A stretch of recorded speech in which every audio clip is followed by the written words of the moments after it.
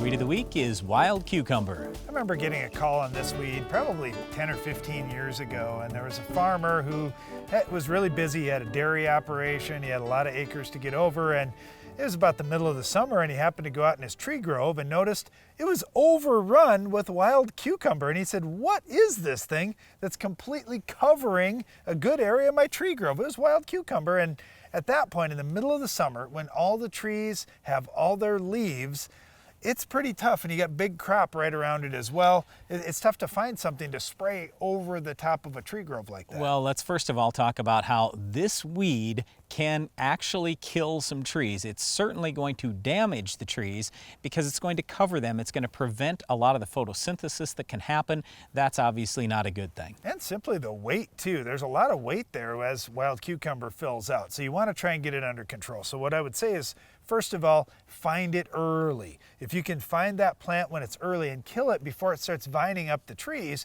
you're in good shape. The other thing is hand pulling it.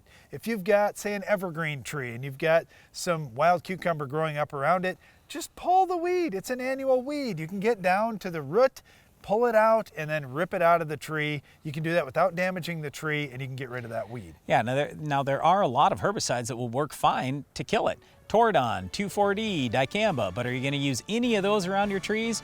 No way. So that's where I just kind of come back to, most of the time, if it's in the shelter belt, you got to go hand pull it.